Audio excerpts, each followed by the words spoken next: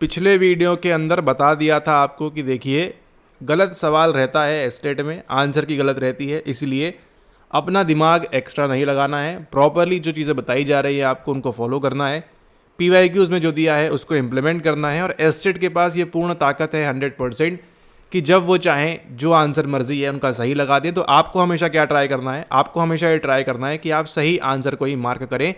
जैसा कि देखा था आपने कहाँ पर पार्ट नंबर 1 के अंदर कि वहाँ पर आंसर होना चाहिए आपकी एक्सटर्नल वैलिडिटी, लेकिन आंसर क्या की में क्या दिया हुआ है, आपकी इंटरनल वैलिडिटी यहाँ पर दिया हुआ है। ठीक है, तो इस चीज़ को आप ध्यान रखें। आपकी एस्टेट प्रिपरेशन में दो चीज़ें मुख्यतः इंपॉर्टेंट है। सबसे पहले ये पीवाईक्यू ई बुक, जिन भी लोगों के पास नहीं है हिंदी मीडियम में आप जो है इसको अवेल कर सकते हैं। कैसे करना है डिस्क्रिप्शन चेक कर लीजिए, डिटेल्स मिल जाएंगी आपको। एंड उसी के साथ साथ सेकेंड है आपकी ये प्लेलिस्ट देखना आपके लिए वेरी वेरी आईएमपी है आपके आने वाले एस्टेट साइकोलॉजी मनोविज्ञान एग्जाम के लिए, क्योंकि we are catering both Hindi English, तो दिक्कत की बात नहीं है। यहाँ पे यहाँ हिंदी पढ़ भी लेते हैं, बोल भी लेते हैं, और इन चीज़ों का आपने ध्यान रखना है। वो सवाल कौन सा है जो आपको बताएगा कि गलत चीज़ें कितनी होती हैं। यहाँ पर देखिए सवाल आपका है ये सवाल नंबर 4। ठीक है, ये सवाल जो है आपका ये रॉन्ग है, इसको कैंसिल होना चाहिए। और इसी वजह से आप देखेंगे इसके पहले जो आपका कट ऑफ था कितना था, 75 था, अभी भी इतना ही है। तो जब आपका नॉर्मलाइजेशन होता है तो आपके देखेंगे अधिकतर जो लोगों ने सही पढ़ के गया था उनको यहाँ पर कभी कभी नुकसान हो जाता है, लेकिन ये आपको जो है एक हाथ सवाल के अंदर ही नुकसान होगा। ठीक है, ओके स्टार्ट करते हैं। और यहाँ पर हम देखेंगे इस सवाल का आंसर किसी ने नहीं किया। ठीक है, विडंबना है बड़ी इसकी, यहाँ पर किसी ने नहीं किया, बट कोई बात नहीं। यहाँ पर देखिए सवाल नंबर 10 को जो है यहाँ पर हम आंसर करेंगे, अनुबंधन के प्रयोगों में कितने तरह के काले क्रमों का। अच्छा नहीं, ये तो कर लिया था पुराने वाले पार्ट में। यहाँ पर आंसर 4 है, प्रॉपर है।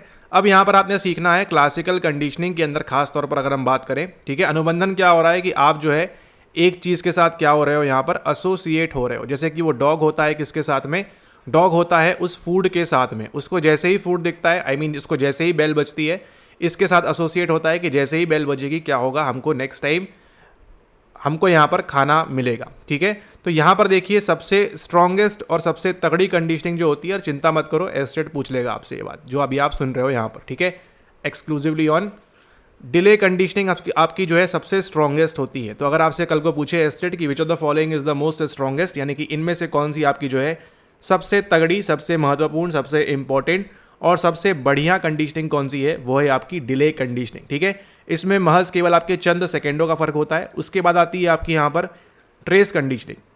ठीक है, अगली कौन सी आती है आपकी, ट्रेस आती है। उसके बाद कौन सी आती है आपकी यहाँ पर, ट्रेस के बाद आती है आपकी डिले, ट्रेस, फिर आती है आपकी यहाँ पर आपकी साइमल्टेनियस, यानी कि साथ साथ में। यहाँ पे सबसे कम फर्क रहता है समय के बीच, मात्र 2 सेकेंड से भी कम का समय। यहाँ पर वो 5 मिनट हो सकता है, ठीक है, 4 मिनट हो सकता है, 3 मिनट हो सकता है, यानी कि टाइम यहाँ पर चेंज होता है। देन साइमल्टेनियस में क्या होता है, दोनों चीज़ें साथ साथ में आती हैं। और सबसे खराब, सबसे बेकार जो रहती है वो कौन सी है, वो है आपकी यहाँ पर बैकवर्ड कंडीशनिंग, यानी कि पश्चगामी कंडीशनिंग। इसका रेफरेंस आपको एनसीईआरटी पिछले वीडियो में बताया था, तो जिन लोगों ने नहीं देखा है इस वीडियो के बाद जाकर अपने आप को सूट करें। ठीक है, ओके। एंड यहाँ पर देखिए एक और सवाल था आपका यहाँ पर पेवलोव के, आपका जो ये सवाल पूछा था लास्ट टाइम, कुत्ता लार का स्त्राव करता है, घंटी से अनुबंधित होने के बाद लार को कहा जाता है। ठीक है, तो कोई भी यहाँ पर इस चीज़ को आंसर नहीं कर पाया था। ऑप्शंस आपके सामने दिए हैं, नहीं किसी ने किया था, ऑल द बेस्ट उनको, क्योंकि उनका जो आंसर है बिल्कुल सही है यहाँ पर। ठीक है, अनुबंधित अनुक्रिया जो है ये यहाँ पर बिल्कुल सही आंसर है। इसको हम क्या बोलते हैं अंग्रेजी वालों के लिए, यहाँ पर हम इसको क्या बोलेंगे, कंडीशन रिस्पॉन्स। ठीक है, कंडीशन रिस्पॉन्स। आप ध्यान दीजिए, if you are from English medium ध्यान दीजिएगा, जहाँ जहाँ आपको अनुक्रिया दिखे उसको क्या समझना है आपने, रिस्पॉन्स समझना है।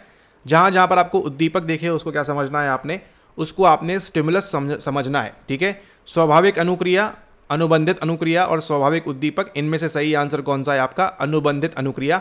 ये सवाल कहाँ से लिया हुआ है, रेफरेंस है आपका 11th क्लास एनसीईआरटी, सवाल नंबर चैप्टर नंबर 6 आपका। राइट, ओके, दोनों सवाल कवर कर लिए हमने लास्ट टाइम के। अब हम देखते हैं यहाँ पर अगला सवाल जो है, निम्नलिखित में से कौन प्रभावित किया है कि टोलमैन के द्वारा प्रतिपादित सीखने के सिद्धांत पर। अब सवाल की भाषा वो सब छोड़िए, वो पूछना क्या चाह रहे हैं कि टोलमैन का संबंध किससे है, केवल आप उनको इतना बता दो। ठीक है, टोलमैन ने क्या दिया है आपको यहाँ पर, आपको दिया है कॉग्निटिव मैप, जिसके अंदर बात करते हैं किसकी, रेट्स की बात करते हैं। 3 प्रकार से उन्होंने रेट्स को लिया हुआ था कि इसके अंदर कौन कहाँ कब कैसे जाएगा उसकी बात होती है। यहाँ से हमको क्या सीखने मिलता है कि कॉग्निटिव मैप की मदद से क्या होता है कि आप जो, अच्छा यहाँ पर ध्यान दीजिए कि ये जो सीरीज़ आप देख रहे हो अभी यहाँ पर, उसी के साथ साथ अगर आप इस पुस्तक से प्रैक्टिस करते हो, दोनों चीज़ें साथ में होंगी, आपकी तैयारी इतनी तगड़ी होगी कि जिसकी कोई सीमा नहीं है। क्योंकि यही सेम सवाल कहाँ आ रहा है आपको बीपीएससी 4.0 के अंदर आएगा, ठीक है।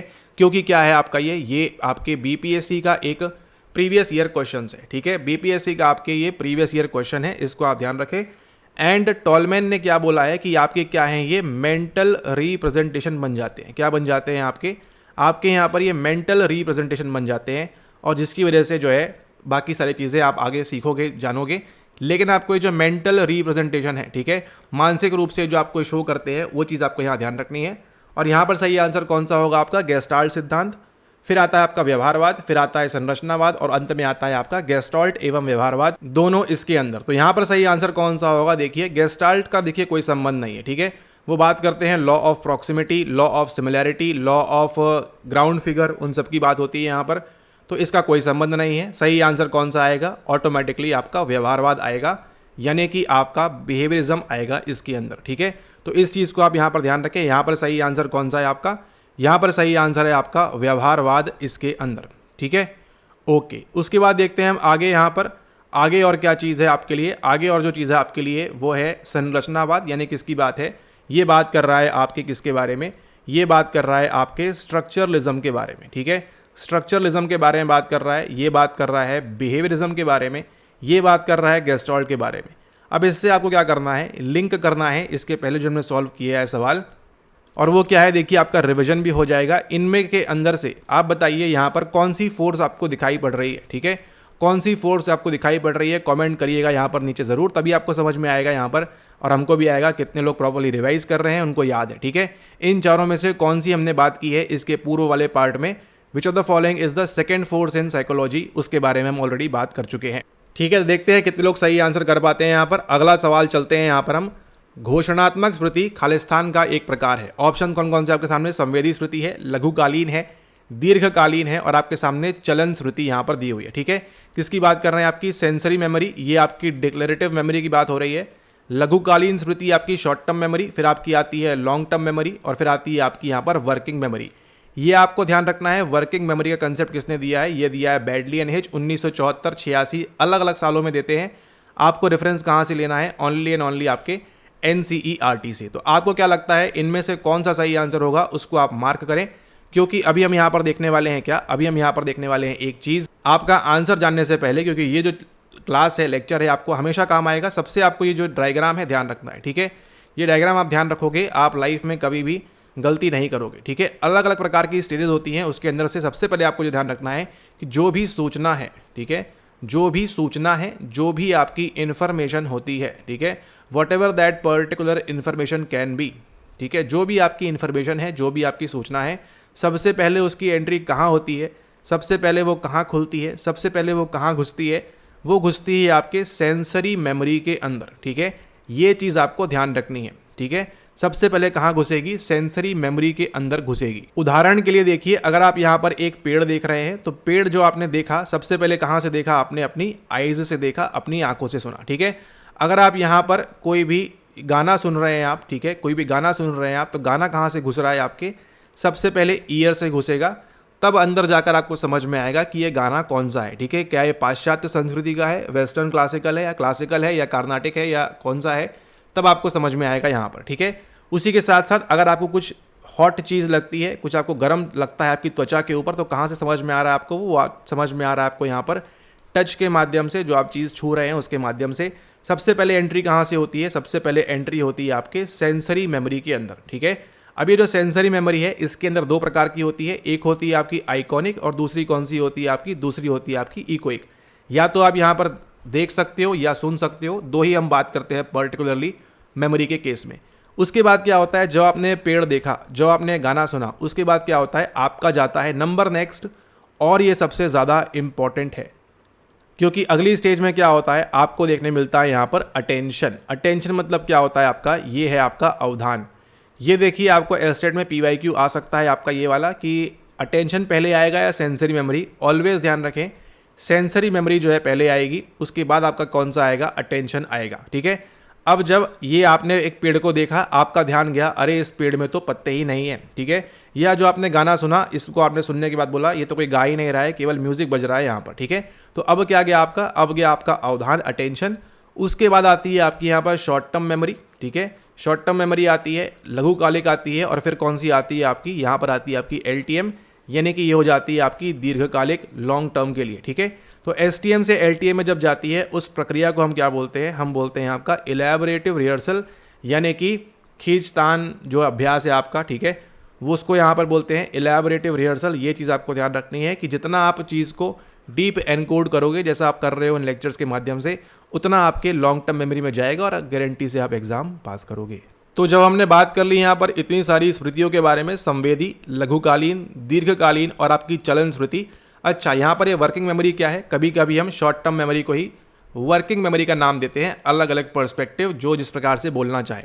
अब यहाँ पर सही आंसर कौन सा है उसको चेक करिए। यहाँ पर सही आंसर दिया है आपको कि जो आपकी डिक्लेरेटिव मेमोरी है किस प्रकार की है, ये आपकी एक दीर्घकालीन स्मृति होती है, यानी कि आपकी ये लॉन्ग टर्म मेमोरी के रूप में यहाँ पर आपको देखने को मिलता है। ऑलराइट, ओके, अब हम चलते हैं आगे। आई होप आपको समझ में आ गया होगा। अगला जो है आपका वो कौन सा है, वो है स्मृति के संसाधन के स्तर मॉडल के अनुसार स्मृति संसाधन का सही क्रम कौन सा है। जो अभी आपने सीखा उसी की यहाँ पर बात हो रही है, ठीक है। फिजिकल, अकाउस्टिक और कौन सा होता है, सिमेंटिक होता है, कौन सा होता है, वही चीज़ आपको सेम पूछ रहे हैं यहाँ पर, ठीक है। स्मृति के संसाधन के स्तर मॉडल के अनुसार स्मृति संसाधन कैसे आपकी मेमोरी स्टोर होती है, किस किस आयामों में होती है, उनका सही क्रम कौन सा है पूछ रहे हैं। अर्थगत, बनावट और प्रत्यक्षण, परसेप्शन, बनावट, अर्थगत, ठीक है, प्रत्यक्षण, अर्थगत, बनावट, स्तर, इन सब की बात हो रही है। तो ये देखिए, ये एक डिफिकल्ट सवाल है, ठीक है, ये आसान सवाल नहीं है। इसके लिए आपको NCERT के ऊपर पढ़ना होगा चीज़ें, तब आपके लिए आसान होगा। नहीं तो अगर आप ये लेक्चर्स भी फॉलो कर रहे हैं तो भी आपके लिए आसान होगा। अगर आप में से किसी लोगों के पास एस्टेट की PYQ ई बुक नहीं है तो आप इस नंबर पे व्हाट्सएप करके डिटेल्स लेके जो है इसको आप ऑर्डर कर सकते हैं। उसके बाद देखिए आपको दिया है यहाँ पर बनावट का स्तर, अर्थगत स्तर और प्रत्यक्षण, ठीक है। तो यहाँ पर वो किसकी बात कर रहे हैं, यहाँ पर बात कर रहे हैं कि जो आपकी मेमोरी है, जो आपकी स्मृति है, ये किस प्रकार से आपकी जो संसाधन है, ठीक है, किस प्रकार से एनकोड होती है, कितने स्टेजेस पे होती है, वो आपसे पूछ रहे हैं यहाँ पर इस सवाल के अंदर। और इसका जो आंसर रहेगा वो कौन सा रहेगा उसको यहाँ पर देख लीजिए। अर्थगत स्तर, बनावट नहीं, सबसे पहले प्रत्यक्षण, बनावट स्तर और फिर आपका अर्थगत स्तर, इस प्रकार से होना चाहिए। और यहाँ देखते हैं सही आंसर क्या दिया है। जी हाँ, यहाँ पर सही आंसर दिया है आपको यहाँ पर इसके अंदर प्रत्यक्षण, अर्थगत स्तर और बनावट स्तर। तो अब यहाँ पर देखिए ये आंसर दे रहे हैं जनाब यहाँ पर प्रत्यक्षण, अर्थगत स्तर और बनावट स्तर। और इसीलिए आपसे कहा जाता है, क्या कहा जाता है कि आपको जो अभ्यास करना है, पढ़ाई करनी है, प्रॉपरली करनी है, आपने ऐसे ही हवाबाजी नहीं करनी है। अगर आप पढ़ रहे हैं तो सीरियसली अच्छी वीडियो देखिए, चैनल को सब्सक्राइब करिए और क्या है फिर बढ़िया आनंद लीजिए, एग्जाम पास करिए फटाफट। और यहाँ पर देखिए ये आंसर भी गलत है, ठीक है। यहाँ पर जो राइट आंसर दिया हुआ है ये क्या है, ये भी गलत है, इसको आप यहाँ पर ध्यान रखें। This is not the right answer, क्योंकि देखो यहाँ पर आपको प्रत्यक्षण एक ही ऑप्शन सुटेबल है यहाँ पर। अर्थगत स्तर यानी कि सिमेंटिक लेवल पर जहाँ पर बात हो रही है, मीनिंग लेवल पर जहाँ पर बात हो रही है, वो केवल एक ही जगह प्रॉपर मैच कर रहा है, इवन ये भी प्रॉपरली मैच नहीं कर रहा है, ठीक है। बनावट स्तर इन सबको छोड़ो आप यहाँ पर, आप केवल यहाँ पर ध्यान रखो कि इसका सही आंसर कुछ भी नहीं है। ये कौन जो सवाल है ये रॉन्ग है, ड्रॉप होना चाहिए। इसलिए आपको बोला है कि PYQ प्रैक्टिस करनी है आपने अच्छे से, ठीक है, ये आपके लिए नेसेसरी है। एंड उसी के साथ साथ आपको ये वीडियो सीरीज़ भी आपको जो है कम्प्लीटली फ्री ऑफ कॉस्ट है, कोई भी चार्ज नहीं है। तो इसको आपने प्रॉपरली देखना है, पूरा जो है आपने देखना है एंड शेयर करना है अपने फ्रेंड्स के साथ में, ताकि वो आप भी जो है एग्जाम के अंदर जाकर ऐसी गलतियां ना करो। क्योंकि NCERT के अकॉर्डिंग और हाई लेवल की स्टडीज़ के अकॉर्डिंग, चाहे हम नेट की बात करें, कहीं की बात करें, तो ये देखिए आपके 3 लेवल पे जो काम करती है, सबसे पहले काम करती है आपकी ये फिजिकल लेवल के ऊपर। ध्यान दीजिएगा इस बात को, बहुत ही हाई स्तर की चीज़ बता रहे हैं आपको। ये सबसे पहले काम करती है कौन से स्तर पर, आपके फिजिकल लेवल पर, यानी कि बनावट के तौर पर काम करती है, ठीक है, जो सही आंसर होना चाहिए वहाँ पर उसकी बात कर रहे हैं। सेकंड काम करती है आपकी ये अकाउस्टिक, या फिर जो आप साउंड बोल सकते हो, या फिर इसको आप क्या बोल सकते हो, या फिर इसको आप बोल सकते हो एक प्रकार से स्ट्रक्चर जो दिया हुआ है, ठीक है, उसके अकॉर्डिंग इसको बोल सकते। स्ट्रक्चर तो नहीं बोलेंगे, स्ट्रक्चर बनावट में आ जाएगा। तो ये जो आपका सेकंड लेवल आता है वो कौन सा है, साउंड है या फिर अकाउस्टिक लेवल है, ठीक है। तीसरा या फिर फोनेटिक बोल सकते हो उसको आप, यहाँ पर अलग अलग टर्म्स हो सकते हैं। और तीसरा जो आता है सबसे लास्ट में, वो कौन सा लेवल है आपका, वो आपका यहाँ पर सिमेंटिक लेवल है, यानी कि अर्थगत, ठीक है। तो जो आपको पता है कि ये प्रॉपर ऑर्डर है, अर्थगत सबसे लास्ट में आएगा, देन उसके अकॉर्डिंग ना तो ये आंसर सही होगा, ना ये आंसर सही होगा, और ना ये आंसर सही होगा। सही आंसर कौन सा होगा आपका ये। अब होता क्या है देखिए, इन्होंने यहाँ पर ऑप्शन तो दिया नहीं कि B सही है, C सही है, D सही है। अगर ऐसा करते तो इसको प्रॉपरली उन्होंने मार्क किया होता, लेकिन केवल देखिए अर्थगत को कर दिया, बनावट कर दिया, यहाँ पर क्या किया है इन्होंने, प्रत्यक्षण दिया है, अर्थगत इसको ऊपर नीचे कर दिया यहाँ पर, थोड़ी सी उनसे भी गलती हो गई है, लेकिन आप गलती ना करें। आपके आने वाले एस्टेट एंड बीपीएससी एग्जाम्स में एल्स आपको कॉस्ट करेगा कितना, पहली सैलरी आपकी 32,000 की, ठीक है। तो उसको ध्यान में रखते हुए आपको प्रॉपर चीज़ें पढ़ना है। एंड आपको लग सकता है कि हम अपने मन से बोल रहे हैं, आपको अपना जो है यहाँ पर ऐसे ही बोल रहे हैं, तो ऐसा कुछ बात नहीं है। साफ साफ देख लो यहाँ पे लिखा हुआ है, हम पे यकीन ना करो, आप जो किताबें हैं उन पे यकीन करो, ये आपको ध्यान रखना है, ठीक है।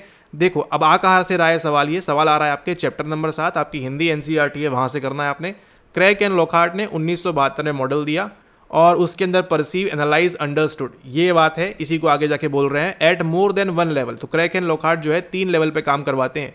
कौन कौन सा है वो देखिए यहाँ पर आप, इसके अंदर जैसे ही आप आओगे यहाँ पर कि ये जो आपको बोलेगा कहाँ दिया हुआ है, सबसे पहले देखिए क्या दिया है, this is the first and the shallowest level of processing. देखो लिखा हुआ है शैलोएस्ट लेवल ऑफ प्रोसेसिंग। अब हिंदी में आप जो है अपनी पीडीएफ में देख लीजिएगा क्या दिया हुआ है, उसके अकॉर्डिंग आप जो है अभ्यास करें, ठीक है।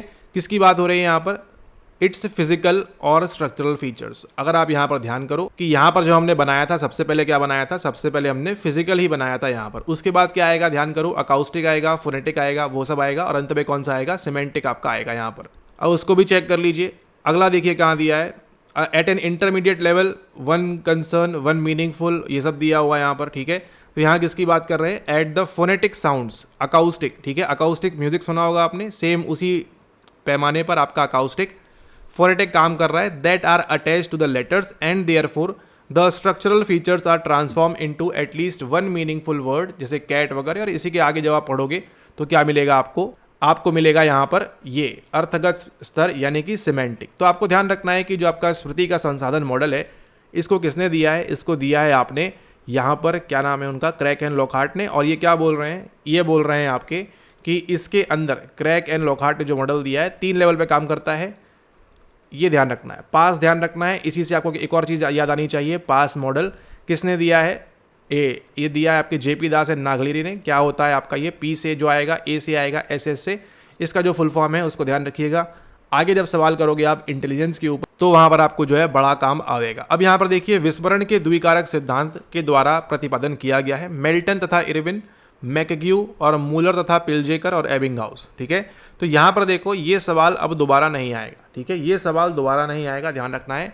तो अब आपको देखो, विस्मरण की जब भी बात होगी, आपको कौन ध्यान आता है, जब भी whenever we are talking about forgetting, जब भी हम भूलने की बात करते हैं, कौन दिमाग में आता है, 1885 का जो पेपर था ऑन मेमोरी, उनके बारे में बात होती है, आपके एबिंगहाउस के बारे में। तो ये पता है आपको, उन्होंने लर्निंग कर्व इसके बारे में बताया है, पहले 9 घंटे में सब भूल जाते हैं, ये सब चीज़ें। तो यहाँ पर जो आपका द्विकारक सिद्धांत है, ये इन्होंने नहीं दिया, ये बात आपकी कंफर्म हो गई, ठीक है, इन्होंने नहीं दिया। 3 ऑप्शन बचते हैं आपके सामने यहाँ पर। इस सवाल को एज अ लर्निंग लेकर चले, क्योंकि सारे सवाल तो सॉल्व कर सकता नहीं है कोई भी एग्जाम हॉल में बैठे, ठीक है, कोई भी बैठे, इस दुनिया का महान से महान व्यक्ति बैठे, एग्जाम हॉल के अंदर 100 से 100 सवाल कोई भी सॉल्व नहीं कर सकता। ठीक उसी प्रकार का सवाल आपका यहाँ पर ये है। इसके लिए आपको जो है थोड़ी बहुत सर्चिंग और कुछ पढ़ना होगा, लेकिन उतना इंपॉर्टेंट सवाल नहीं है। अगर आएगा तो आप same as it is PYQ चिपका देना, नहीं आता है तो वेल एंड गुड, ठीक है। क्योंकि यहाँ पर एक और मजेदार बात यहाँ पर यह है कि विस्मरण के द्विकारक सिद्धांत के द्वारा प्रतिपादन किया गया था। यहाँ पर जो राइट आंसर दिया हुआ है, ठीक है, यहाँ पर जो राइट आंसर दिया हुआ ये क्या है, ये भी गलत है, ठीक है। सही आंसर कौन सा है आपका यहाँ पर मेल्टन तथा इरविन ने जो है, मेल्टन एंड इरविन, ठीक है, ये नाम ध्यान रखना है, मेल्टन एंड इरविन ने जो है इसको सही किया हुआ है। तो अब आप पे डिपेंड करता है, एग्जाम में सवाल आएगा आप क्या मार्क करोगे। अगर आपकी जगह हम होंगे तो हमेशा जो सही ऑप्शन है, जो सही नॉलेज है, उसको मार्क करना है। किस्मत अगर खराब है, वो गलत चीज़ को सही बोल देते हैं, तो उसमें वी कांट डू एनीथिंग, उसमें हम कुछ नहीं कर सकते। लेकिन आपको जो है हमेशा सही आंसर की तरफ जाना है। यहाँ पर मेल्टन एंड इरविन होगा, ना कि आपका मूलर तथा पिल्जेकर। इनकी जो थ्योरी आती है वो कौन सी है, वो आपकी यहाँ पर कंसोलिडेशन वाली थ्योरी आती है, ठीक है। तो इन सब छोटी छोटी चीज़ों का भी आपने ध्यान रखना है। और लेकिन अब आप इस सवाल के लिए परेशान ना हो, आपको ये सवाल के लिए परेशान होना है कि ये आपको बनना चाहिए, ठीक है। 14 नहीं बनेगा चल जाएगा, लेकिन 13 बनना चाहिए, क्योंकि 13 जो है अधिकतर लोग जो है सही मार्क करेंगे इसको एग्जाम में। अगला सवाल देखते हैं, निम्नलिखित में से कौन अभिप्रेरण के बारे में सत्य नहीं है, यानी इनमें से कौन सा मोटिवेशन के बारे में सत्य नहीं है पूछ रहा है, ठीक है। यह एक आंतरिक अवस्था है, इंटरनल चीज़ है, सही बात है। यह क्रियाएं उत्पन्न करता है, बनी बात है, वर्ड से ही आ रहा है मूवेर, आप मूव करोगे। यह दिशा देता है, ये बात कर रहे हैं। और यह भूख पैदा करता है।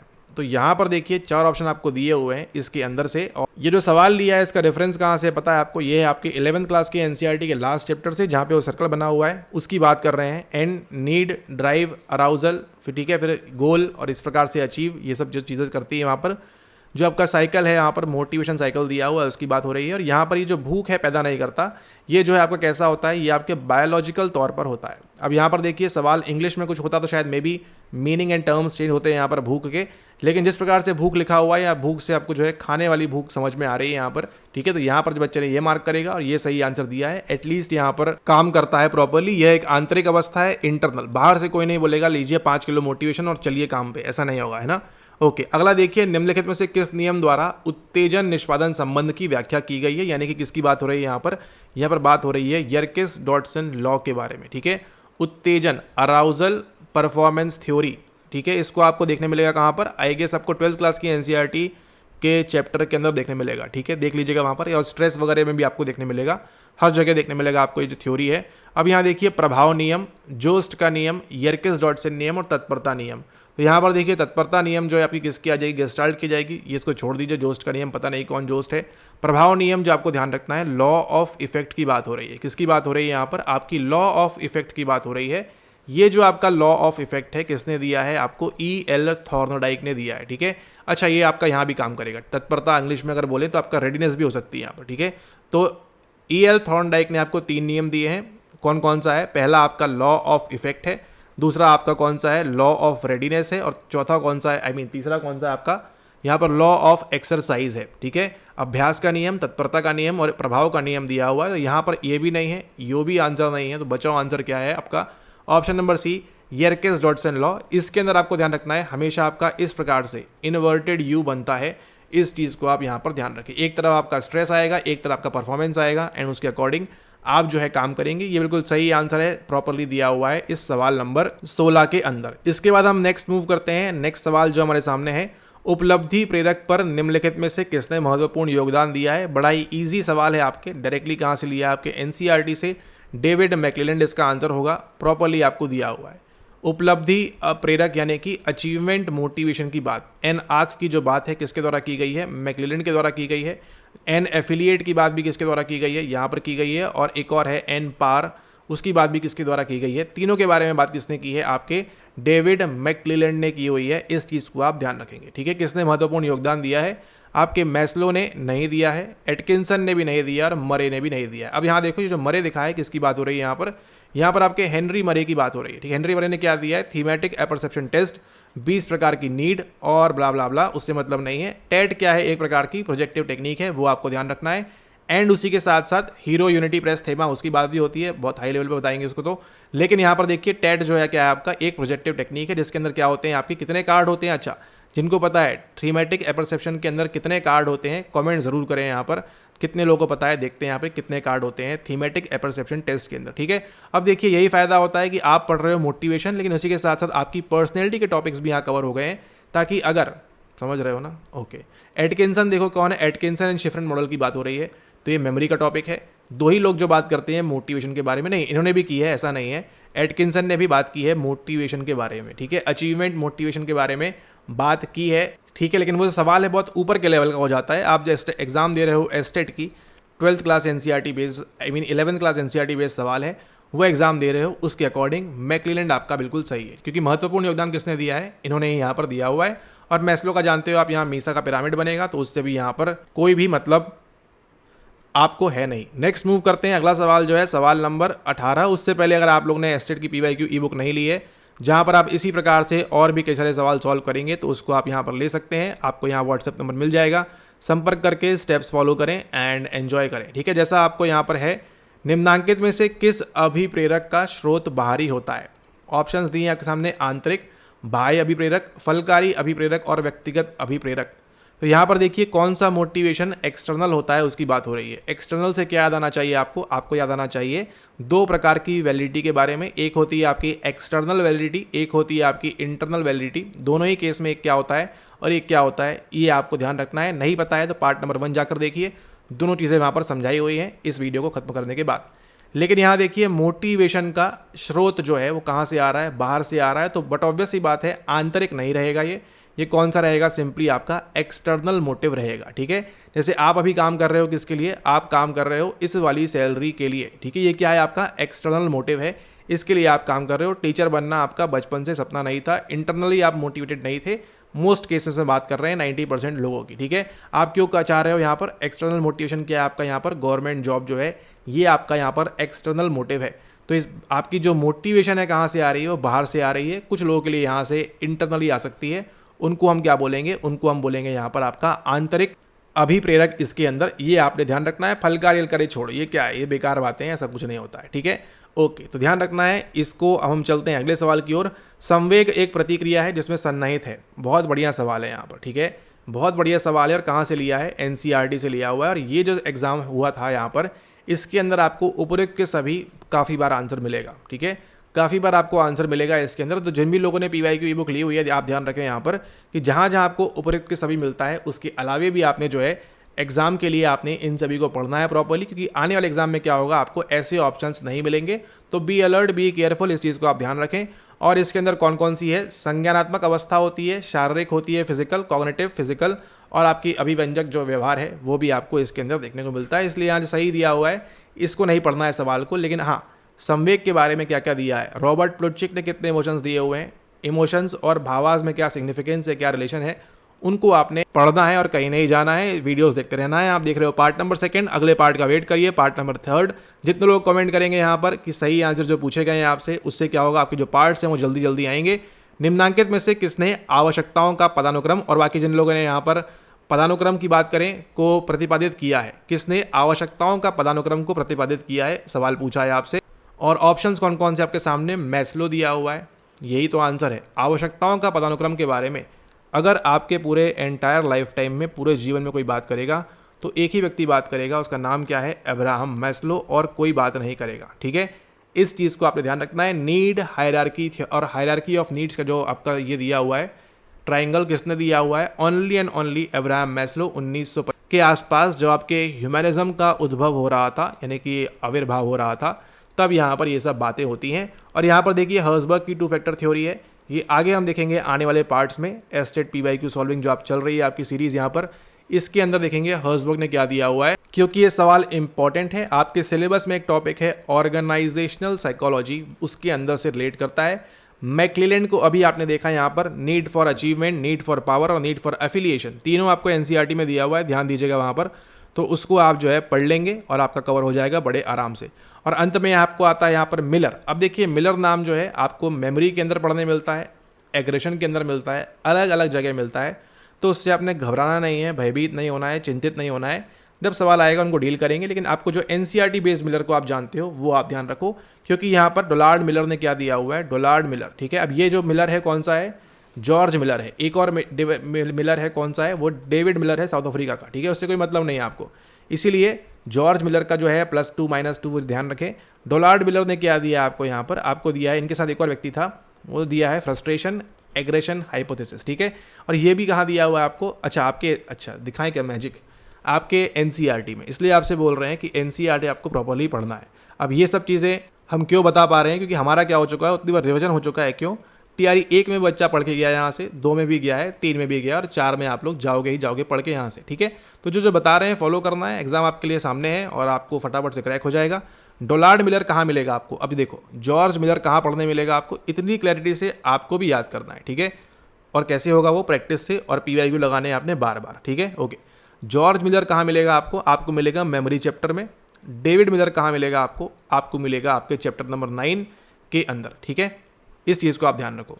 अब यहाँ पर देखिए, जिन लोगों को यकीन नहीं होगा, देखिए फ्रस्ट्रेशन एग्रेशन हाइपोथेसिस कहाँ दिया हुआ है, आप ही की किताब में दिया हुआ है, घर से नहीं ला रहे हो अपने हम, ठीक है, आप ही की किताब में दिया हुआ है, डोनाल्ड एंड मिलर। ये पढ़ना है आपने, एंड उसी के साथ साथ आप जब पढ़ोगे यहाँ पर मेमोरी चैप्टर, तो यहाँ पर देखिए जैसे ही आप आओगे चंकिंग में, यहाँ 7 + -2 किसने बात की है, उन्होंने ही बात की। नाम नहीं दिया हुआ शायद आपको इसके अंदर, लेकिन जो रेफरेंस है आपको कहाँ से है, वो आपका इसी किताब से रेफरेंस यहाँ पर लिया हुआ है, ठीक है।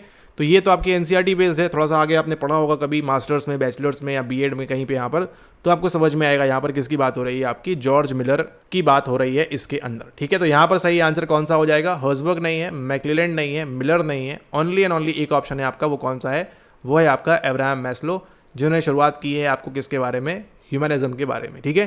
तो ये था आपका पार्ट नंबर 2। अगले लेक्चर में स्टार्ट करेंगे किस प्रकार का चिंतन मनुष्य को अपने समस्या के समाधान में सहायता करता है। इसका जो सही आंसर है यहाँ पर कमेंट करें, क्या होगा इसका सही आंसर। एंड मुलाकात होगी आपसे यहाँ पर पार्ट नंबर 3 के अंदर इस सवाल के आगे बढ़ेंगे। आई होप आप जो है इन पार्ट्स को एंजॉय कर रहे हैं। पार्ट नंबर 1 अगर आपने नहीं देखा है तो यहाँ से आई बटन से जाके या डिस्क्रिप्शन चेक करके आप जो है इसको यहाँ पर पढ़ सकते हैं, कर सकते हैं। पार्ट नंबर 2 ये था, दोनों वे को अच्छे से देखना है आपने, आपके आने वाले एस्टेट एग्जाम के लिए काफ़ी हेल्प होगी आपको इससे। एंड उसी के साथ साथ बीपीएससी के लिए भी आपको यहाँ पर TRE 4 के लिए काफ़ी ज़्यादा हेल्प होगी। केवल आपने ये जो फ्री लेक्चर्स हैं इनको आपने एंजॉय करना है, प्रॉपर्ली पूरा पढ़ना है एंड वेट करना है आपके पार्ट नंबर 3 का। जहाँ जहाँ कमेंट करने बोला हुआ है वीडियो को फिर से दोबारा देखिए और वहाँ पर जो सही आंसर्स हैं उनको वहाँ पर मार्क करिए, ठीक है। जिन लोगों के पास PYQ ई बुक नहीं है आप व्हाट्सएप करके इस नंबर के ऊपर अपना जो है इसको ऑर्डर कर सकते हैं, ताकि आपको जो है सभी प्रकार के जो PYQs हैं आपके तीनों यहाँ पर पहले, दूसरे, तीसरे जो भी थे आपके यहाँ पर अवेलेबल हैं, ठीक है। ये आपका मीडियम हिंदी है, जो भी अवेलेबल है इसके अंदर वो सब आपको मिल जाएंगे। सारे 150 सवाल हैं इसके अंदर, डिपेंडिंग अपॉन आपको प्रैक्टिस करनी है, वीडियोस देखना है, क्या करना है आपने उसके अकॉर्डिंग, ठीक है। ये आपका सेकंड वाला है यहाँ पर, ठीक है। ये सेकंड वाले सवाल है इसके अंदर। एंड उसी के अगर आप ये वीडियोस देख लोगे तो आपको बेनिफिट होगा, PYQ प्रैक्टिस करोगे तो आपको बेनिफिट होगा। अब आपको देखना है कि आपको दोहरा बेनिफिट चाहिए या single benefit, depending upon your self. उसके बाद हम आते हैं यहाँ पर तीसरा जो आपको देखने मिलेगा वो कौन सा है। तीसरा आपका एस्टेट का जो PYQ है वो आपको मिलेगा कुछ इस प्रकार से, जैसा अभी आप देख रहे हैं यहाँ पर। तो अलग अलग बार में अलग अलग चीज़ें दी है उन्होंने, इसको आप ध्यान रखें एंड उसके अकॉर्डिंग आप जो है यहाँ पर प्रैक्टिस करें अपने आने वाले एस्टेट एग्जाम की। मुलाकात होगी आपसे पार्ट नंबर 3 के अंदर। और यहाँ पर जो सवाल पूछे गए, कैसे पूछे गए हैं ये देखिए। यहाँ पर जो सवाल पूछे गए हैं कॉपी पेस्ट किए गए हैं कहाँ से, आपके UGC नेट के PYQ से। तो अगर आप UGC नेट की PYQ ई बुक चाहते हो वो भी अवेलेबल हो जाएगी, डिपेंडिंग अपन आपको चाहिए नहीं चाहिए, ठीक है। उसको आप ले सकते हो, जैसी आपकी मर्जी है। जितना बेहतर तरीके से आप प्रैक्टिस करना चाहते हो, अभ्यास करना चाहते हो, वो आप उसके अकॉर्डिंग कर सकते हैं। क्योंकि ये जो सवाल है आपका सबसे डिफिकल्ट सवाल है आपके पूरे एस्टेट 1, 2, 3 में डिफिकल्ट सवाल है। भूतलक्षी पूर्व प्रभावी, इसको आंसर करना पॉसिबल ही नहीं है बिना तुक्का के और बिना, इसलिए देखो ना आप यहाँ पर जो अधिकतर बच्चे फेल हुए हैं वो क्यों हुए हैं 3 के अंदर एस्टेट वाले, क्योंकि उन्हें तुक्काबाजी की। स्कोर 110 आ रहा था पहले, 50 पे आके धड़ाम से गिर गए। क्यों? क्योंकि पता ही नहीं क्या हो रहा है, कैसे हो रहा है यहाँ चीज़ें। और खैर एस्टेट की गलती थी यहाँ पर, उस सब के बारे में बात नहीं करते हैं। मुलाकात होगी आपसे पार्ट नंबर 3 में। Thank you.